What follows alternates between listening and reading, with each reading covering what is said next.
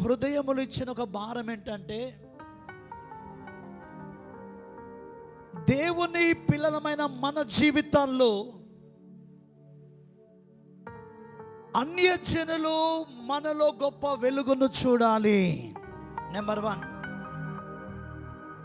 Number 2, మన యొక్క స్థితి గతులన్నిటినీ దేవుడు మార్చి ఉన్నప్పుడు మన యొక్క మార్చబడిన స్థితి వారు కన్నులారా చూచి వారు ఆశ్చర్యపడాలా. చప్పట్లు కొట్టండి గట్టిగా.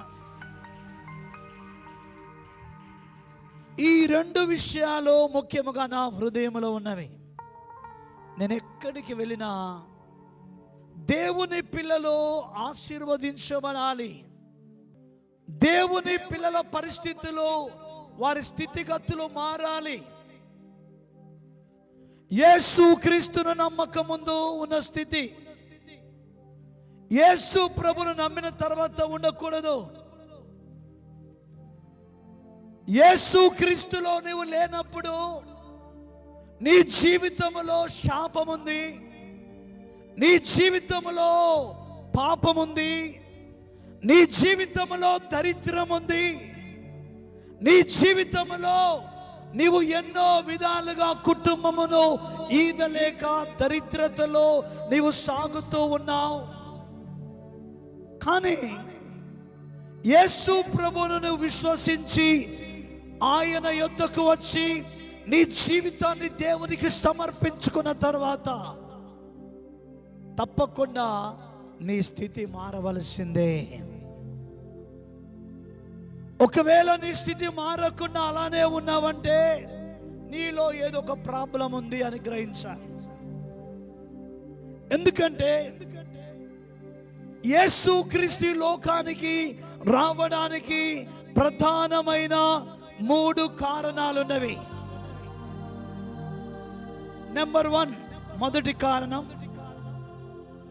లోకానికి ఆయన రక్షణ మార్గాన్ని చూపించడానికి వచ్చాడు. ఆయన ఈ లోకములో పాపములో ఉన్న ప్రతి వ్యక్తిని రక్షణలోనికి నడిపించి ఆయన తన రక్షణలోను వారిని ఆశీర్వదించాలనుకున్నాడు.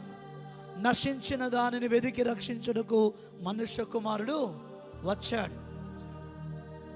లూకా సువార్త 19వ అధ్యాయం 9వ వచనం 10వ వచనం మనం చూస్తాం. రెండవది ఏంటంటే యోహాను సువార్త 3వ అధ్యాయం 16వ వచనం, దేవుడు లోకమును ఎంతో ప్రేమించెను కాగా తన కుమారుని యందు విశ్వసించిన ప్రతివాడు నశింపగా నిత్య జీవము పొందినట్లుగా. ఏం పొందుకున్నట్లుగా చెప్పండి? ఏం పొందుకున్నట్లుగా? నిత్య జీవాన్ని ఇవ్వడానికి లోకానికి వచ్చాడు. నెంబర్ 3, ఇది చాలా ప్రాముఖ్యమైనది. అంటే 2 ప్రాముఖ్యమైనవి.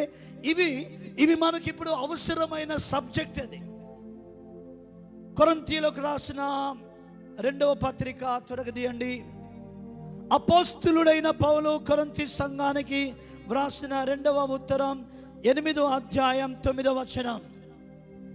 8వ అధ్యాయం 9వ వచనం, మీరు మన ప్రభు అయిన యేసు క్రీస్తు కృపను ఎరుగుదురు గదా, ఆయన ధనవంతుడై ఉండియు మీరు తన దారిద్ర్యము వలన ధనవంతులు కావాలనని మీ నిమిత్తము దరిద్రుడు ఆయను. ఆయన ఈ లోకానికి రావడానికి 3వ కారణం ఏంటంటే దరిద్రతలో ఉన్న నిన్ను ధనవంతుడిగా చేయడానికి ఆయన దరిద్రుడై నిన్ను ధనవంతునిగా చేయాలని ఇష్టపడుతున్నాడు. చప్పట్లు కొట్టండి గట్టిగా, దేవుని స్తోత్రం. నీ స్థితిని మార్చాలి, నీ కుటుంబ పరిస్థితిని మార్చాలని యేసు క్రీస్తు రక్తములో ప్రోక్షించబడి కొనబడిన నీవు సాధారణమైన బిడ్డవు కాదు. ఈ సృష్టిలో ఐశ్వర్యవంతుడు అనబడే ఆ గొప్ప దేవుని కుమారుడు, కుమార్తెవు. Praise the Lord, praise the Lord. చేతులెత్తి చెప్పాలా? Praise the Lord. నీవు సాధారణమైన వ్యక్తివి కాదు. సృష్టికర్త అయిన దేవుని రక్తము చేత విమోచించబడిన దేవుని బిడ్డవు. నీవు దారిద్ర్యములో ఉండి ఒకరికి చేయి చాపడం దేవునికి ఇష్టమో లేదు. ఒకరి ముందు నువ్వు తక్కువగా ఉండడం దేవునికి ఇష్టం లేదు.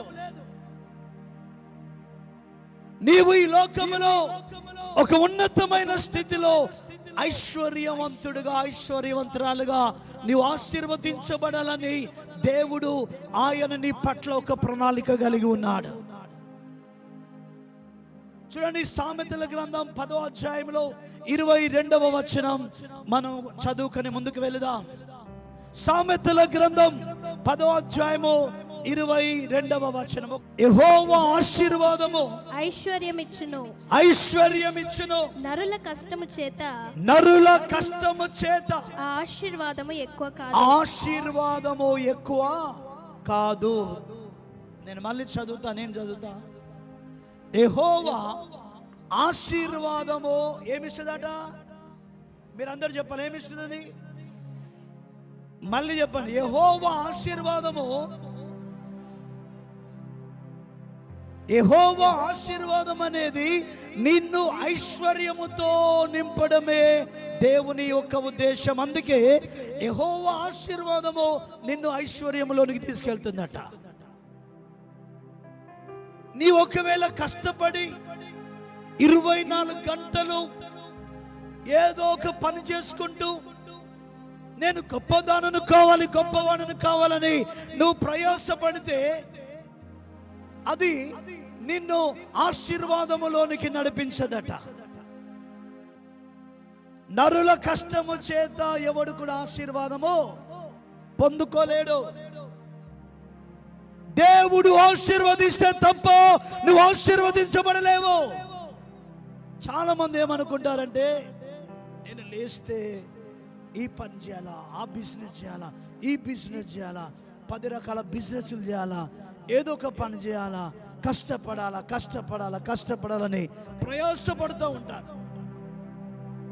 కానీ వారి ప్రయాస గాలికి వెళ్ళినట్టుగా ఉంటుందట.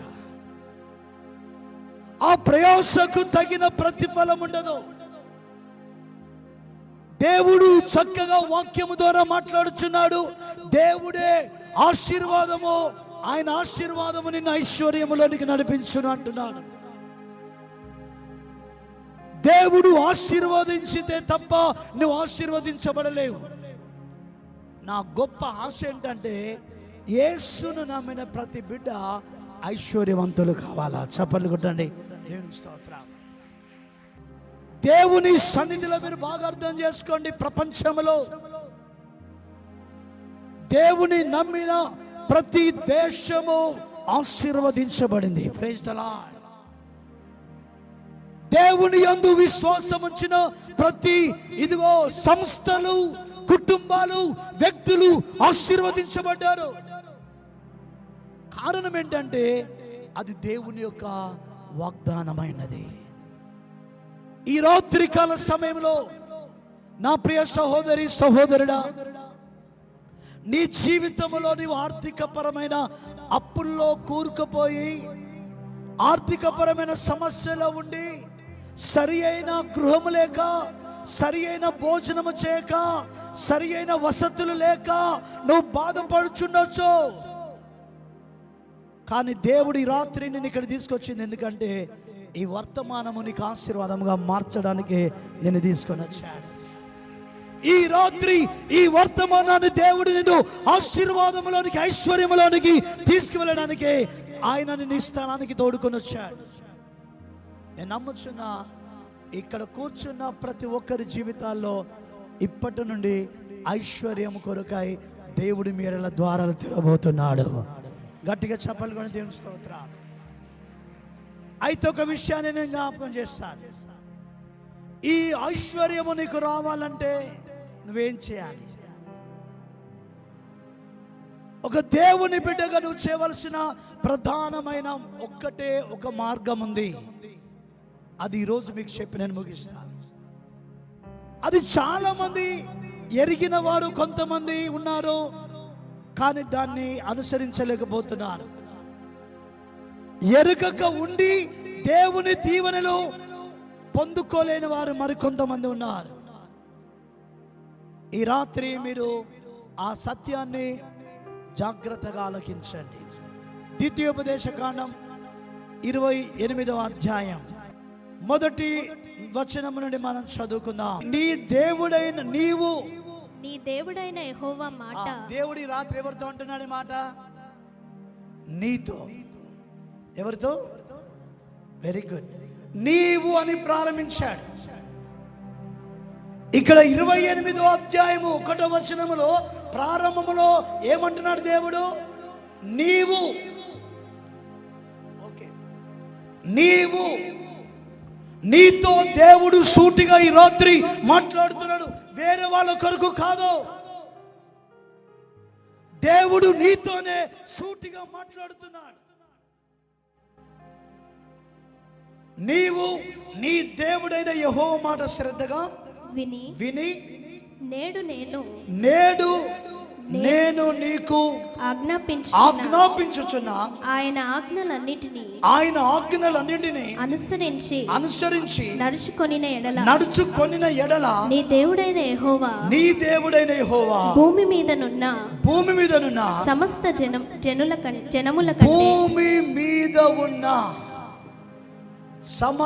జనుల కంటే నిన్ను హెచ్చించును. చూడండి, నేను ముందుకు వస్తాను. ఈ మానిటర్కి ఏం చాలు. చూడండి, భూమి మీద ఉన్న సమస్త జనుల కంటే. అంటే ఇప్పుడు నువ్వేమనుకోవాలంటే, నీ ఊరు ఏ ఊరో నాకు తెలియదు, నీ ఊర్లో 500 కడుప ఉందా, 200 కడుప ఉందా, నీ ఊర్లో ఎంతమంది ఉంటారో నాకు తెలియదు. ఈ రాత్రి దేవుడు నీతో మాట్లాడే విషయం ఏంటంటే, నీ ఊరిలో ఉన్న సమస్త జనుల కంటే, నీ గ్రామములో ఉన్న సమస్త జనుల కంటే నిన్ను దేవుడు హెచ్చించడానికి ఇష్టపడుతున్నాడు. చెప్పండి కొట్టండి. నీ ఊరిలో నీకన్నా ఇంకొకడు ఐశ్వర్యవంతుడు ఉండేవాడు ఉండకూడదు అసలు. ఇది ఎవరు మాట్లాడుచున్నాడు? ప్రవక్తలు కాదు, రాజులు కాదు, లేదా భక్తులు కాదు, ఎలోహీం మాట్లాడుచున్నాడు. చప్పట్లు కొట్టండి. యావే మాట్లాడుచున్నాడు. సైన్యములకు అధిపతియగు దేవుడు మాట్లాడుచున్నాడు. సృష్టిని కేవలము తన మాట ద్వారా సృష్టించిన సృష్టికర్త మాట్లాడుచున్నాడు. ఆదికాండం 1వ అధ్యాయం 1-2 వచనాలు చదవండి త్వరగా. ఆది అందు దేవుడు భూమి ఆకాశములను సృజించెను. అంటే లేదు. రెండవది శూన్యమే, ఏమి లేదు. నిరాకారముగా ఉన్న ఈ భూమి, శూన్యముగా ఉన్న ఈ యొక్క క్రియేషన్ అలా ఉంది. ఈ రాత్రి నీ జీవితం కూడా నిరాకారముగా ఉండొచ్చు. ఒక క్రమము లేకుండా, ఒక రూపము లేకుండా. కుటుంబం అంటే ఇలా ఉండాలి, అలా లేకపోవచ్చు. తండ్రిగా నీవు ఉన్న స్థానములో నీవు లేవు సరిగా. భార్యగా నీవు ఉండే స్థానములో నువ్వు సరిగా లేవు. కుమార్తెగా నీవు ఉండే స్థానములో నీవు లేవు. కుమారుడిగా నీవు ఉండే స్థానములో నీవు లేవు. నీ కుటుంబము అసలు నిరాకారముగా ఉండిపోయింది. క్రమము లేదు, షేప్లెస్, నిరాకారముగా ఉండిపోయింది. శూన్యమే. నీ ఇంటిలో ఏం లేదు, శూన్యం తప్ప. ఏముందని? శూన్యమే, అంతా శూన్యమే. చాలా మంది అంటారు కదా, ఏమి లేదు. నేను చెప్పా కదా, ఒక కర్రీ కొరకు ఒక పాత్ర, అన్నము కొరకు ఒక పాత్ర, దానికి ఒక గంటె, దీనికి ఒక గంటె, పడుకోవడానికి మంచం, బియ్యం పోసుకోవడానికి ఒక అంతే, అది శూన్యమే. కానీ ఆయన పలకగా, ఆయన పలకగా, ఆయన సెలవీయగా భూమి ఒక ఆకారములోనికి వచ్చింది. శూన్యములో అద్భుతమైన సృష్టిని దేవుడు చేశాడు. చప్పట్లు కొట్టండి, దేవునికి స్తోత్రం. అదే వాక్కు ఈ రాత్రి నీ విషయంలో పలకబోతున్నాడు ఆయన. నీ కుటుంబము శూన్యముగా నిరాకారముగా ఉండొచ్చు, కానీ ఈ రాత్రి ఆయన పలకగా, ఆయన పలకగా, ఆయన పలకగా, ఆయన పలకగా నీ పరిస్థితులు మార్చబడబోతున్నవి. నేను నమ్ముకున్న నా సృష్టికర్త అయిన దేవుడు యేసు క్రీస్తుల వారు ప్రతి జీవితాన్ని మార్చగలిగిన వాడు ఆయన. ప్రతి స్థితిని మార్చగలిగిన వాడు ఆయన. నీ స్థితిని, నీ బ్రతుకును మార్చగలిగే కెపాసిటీ కలిగిన దేవుడు నా ప్రభు మాత్రమే. దీనులను పెంటకుప్పల నుండి దరిద్రులను లేవనెత్తువాడు నా ప్రభు యేసుక్రీస్తు ఒక్కడే. ఈ లోకములో నాలాంటి సేవకులు లేదా నాలాంటి దేవుని బిడ్డలు ఎంతో మంది ఈ ప్రభువును తెలుసుకొని వారు ఐశ్వర్యవంతులుగా దీవించబడ్డారు. వాళ్ళ స్థితి మారిపోతుంది, వాళ్ళ బ్రతుకులు మారిపోతున్నవి. అయితే ఎప్పుడు మారిపోతామంటే 28వ అధ్యాయం మనం చదువుకున్నాం కదా. ఏమని చదువుకున్నాం? దేవుని మాట, అది దేవుని మాట. అందరు చెప్పండి, దేవుని మాట వాటి ఎడల. చాలా మంది శ్రద్ధగా విన్నట్లుగా వింటారు.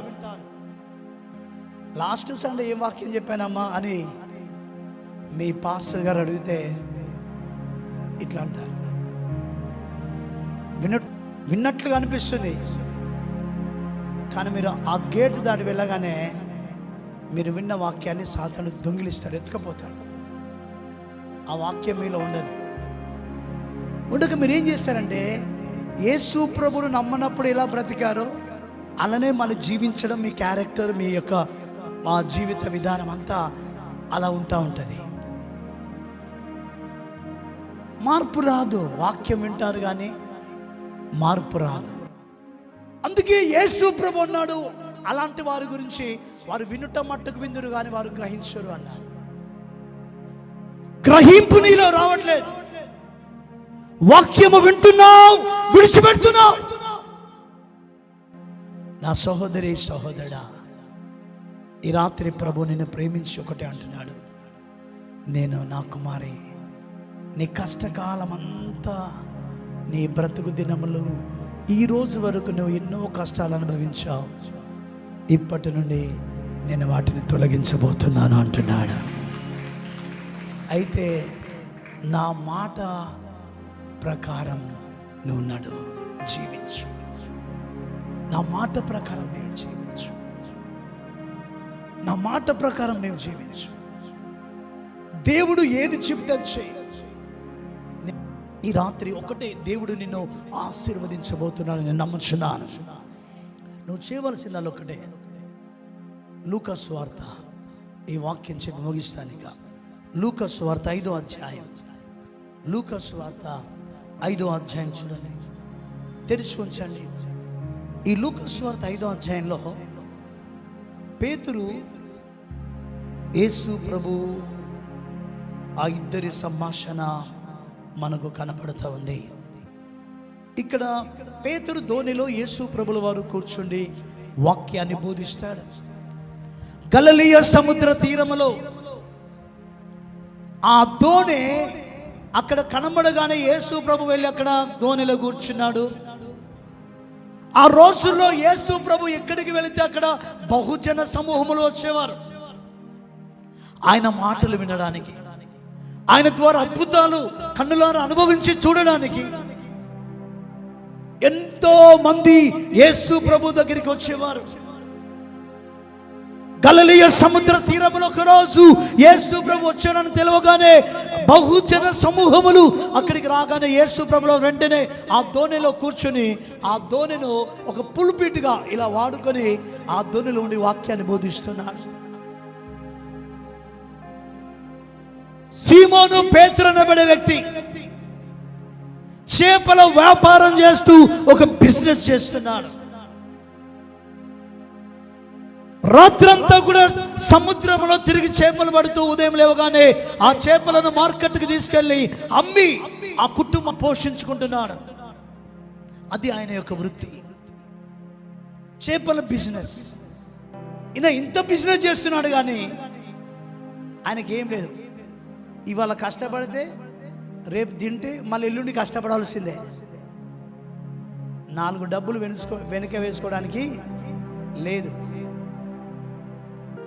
వెంటనే పేతురుని అర్థం చేసుకొని, పేతురు ఈ ధోనిని కొంత లోతుకు తీసుకెళ్ళన్నాడు. లోతుకు తీసుకెళ్ళగానే ఇక్కడ వల వేయి అన్నాడు.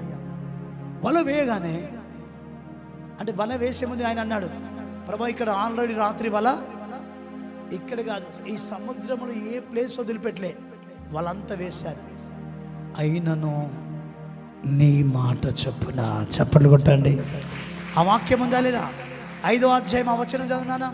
ఆ వచనం చదవండి. అయినను నీ మాట చొప్పున వలలు వేతునని ఆయనతో చెప్పాను. ఈయనకు జాలరీన వలల సంగతి తెలుసు, చేపల సంగతి తెలుసు, ఎక్కడ చేపలు ఉంటావో తెలుసు, ఎక్కడ ఉండవో తెలుసు. కానీ ఈ గొప్ప వ్యక్తి, ఈయన ఎవరో గొప్ప వ్యక్తి, ఈయనను ఇంతమంది జనాలు వెంబడిస్తున్నారు, అద్భుతాలు చేస్తున్నాడు. ప్రభువా, అయినను నీ మాట చొప్పున, నీ మాట ప్రకారం నేను వల వేస్తా. ఆయన మాట వినాలి. ఎవరి మాట వినకపోయినా నీకు నష్టమే అయ్యేదేం లేదు. దేవుని మాట వినకపోతే నష్టంలోకి వెళ్ళిపోతావు. దేవుని మాట వినకపోతే చాలా కోల్పోతున్నావు. ఇప్పటికే కోల్పోతున్నావు. కానీ ఈ రాత్రి ఒక తీర్మానం చేసుకో, ప్రభువా ఈ రాత్రి నుండి నీ మాట వింటానయ్యా. వాక్యములో నువ్వు ఎలా చెప్పావో ఆ ప్రకారంగా నడుచుకుంటాను. దైవజనుడి నోటిలో నుండి ప్రతి ఆదివారం నీవు ఏ వర్తమానం అయితే నాతో మాట్లాడుతున్నావో ఆ వాక్య ప్రకారం నడుస్తానయ్యా. ఆ తీర్మానం ఈ రాత్రి నువ్వు చేసుకోవాలా. చేసుకోగలిగితే రేపటి నుండి నీ స్థితి మారబోతుంది, నీ ఆలోచనలు మారబోతున్నవి. దేవుడు నీ ఇంటిని తను ఐశ్వర్యముతో నింపబోతున్నాడు. యెహోవా ఆశీర్వాదం ఏమిస్తుందట? ఐశ్వర్యం ఇచ్చును. అందరూ లేచి నిలబడండి. ఈ రాత్రి దేవుడు ఇక్కడ నిన్ను తీసుకొచ్చింది నిన్ను ఐశ్వర్యముతో నింపి ఉండాలా. వీళ్ళు యేసు దేవుని నమ్ముకున్న తర్వాత వీళ్ళ స్థితిగతులు మారిపోయినవి. నేను కూడా ఈ ప్రభు దగ్గరికి రావాలని అనేకులు ప్రభువును ఆకర్షించినట్లుగా నీ జీవితం ఉండాలా, నీ కుటుంబం ఉండాలా, నీ స్థితిగతులు ఉండాలా. అందరూ కళ్ళు మూసుకోనండి. దేవుని వైపు చూడండి, దేవుని వైపు చూడండి, దేవుని వైపు చూడండి. ఈ రాత్రి యెహోవా ఆశీర్వాదము ఐశ్వర్యం ఇచ్చును. నరుల కష్టము చేత ఎవడు ఆశీర్వాదాన్ని ఎక్కువ చేసుకోలేడు. దేవుడు మాట్లాడుచున్నాడు. నువ్వు ఎంత కష్టపడ్డా, దినమంతా కూలికి పోతున్నావా, ఎక్కడైనా పని చేస్తున్నావా, నువ్వు ఏం పని చేస్తున్నావు, కానీ నీకు ఆశీర్వాదం, నీ ఇంటిలో ఐశ్వర్యం కనబడట్లేదు. ఈ రాత్రి నా ప్రియ సహోదరి సహోదరుడా, దేవుడు నిన్ను ఎప్పుడైతే నువ్వు దేవుని బిడ్డగా మారావో నిన్ను ఆయన ఐశ్వర్యవంతుడిగా చేయడానికి ఒక ప్రణాళిక కలిగి ఉన్నాడు. ఆ ప్రణాళిక నీ పట్ల నెరవేర్చబడాలంటే నీవు ఆయన మాట వినాలి. ఆయన మాట వినాలి. ఆయన మాట వినాలి. ఆయన మాట వింటే నువ్వు ఆశీర్వదించబడతావు. నీ గ్రామములో ఉన్న సమస్త జనుల కంటే నీవు గొప్పగా దీవించబడతావు.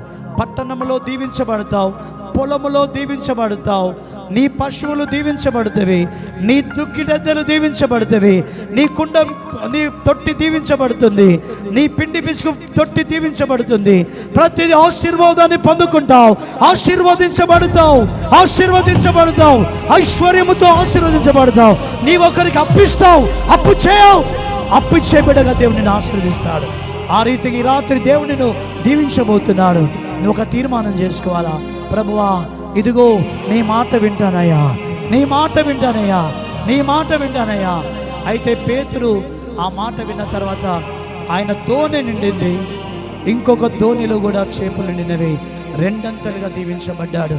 మనందరికి తెలుస్తుంది కనుక ఈ రాత్రి నిన్ను కూడా రెండంతల ఆశీర్వాదాలతో ఈ రాత్రి దేవుడు నిన్ను ఆశీర్వదించడానికి ఈ స్థలానికి తీసుకొచ్చాడు, ఈ సభకు తీసుకొచ్చాడు. నా సహోదరి సహోదరుడా, నీ స్థితి ఇప్పుడు ఎలా ఉందో నాకు తెలియదు, నీ పరిస్థితులు ఏమై ఉన్నావో నాకు తెలియదు, నా ప్రభువుకు తెలుసు. నీ స్థితి నీ పరిస్థితులు నా ప్రభువుకు తెలుసు. నేను ఆశీర్వదించడానికి, నిన్ను ఐశ్వర్యవంతుడిగా చేయడానికి ఈ రాత్రి నేను ఈ స్థలానికి తీసుకొచ్చాడు. నీవు జీవితం శూన్యముగా ఉండొచ్చు, నీ బ్రతుకు నిరాకారముగా ఉండొచ్చు, దేవుడు నిన్ను ఒక ఆకారములోనికి తీసుకురాబోతున్నాడు. ఇదిగో నీ జీవితంలో ఒక అందమైన స్థితిని దేవుడు శూన్యములో నుండి ఏ రీతిగా సృష్టిని చేశాడు, నీ స్థితిని మార్చబోతున్నాడు. ప్రార్థన చేసుకుందాం, ప్రార్థన చేసుకుందాం, ప్రార్థన చేసుకుందాం. కృప కలిగిన తండ్రి, దయగలిగిన మా రక్షక, మీ పరిశుద్ధమైన పాదాలకు స్తోత్రాలు చెల్లిస్తున్నాను. ఈ రాత్రికాల సమయంలో వాక్యమైన దేవుడు, వాక్యము ద్వారా మా అందరితో మీరు మాట్లాడిన విధానమును బట్టి నీకు స్తుతి కలుగునుగాక. ఈ వాక్కు మా బ్రతుకులను మార్చేది నాయన, మా స్థితిని మార్చేది. యెహోవా ఆశీర్వాదం ఐశ్వర్యమునిచ్చును. ఈ రాత్రి మీ మాటకు లోబడి మేము బ్రతుకొచ్చు, మీ ఐశ్వర్యముతో నింపబడచ్చు. అనేకులకు మేము దీవెనకరముగా, అనేకులకు ఆశ్చర్యాన్ని కలిగించే రీతిగా నేను నా కుటుంబం ఉండినట్లుగా మమ్మల్ని దీవించండి నాయన. యేసు నామములో అడుగుచున్నాము తండ్రి, ఆమేన్. అందరూ కూర్చోవలసిందిగా కోరుచున్నాను.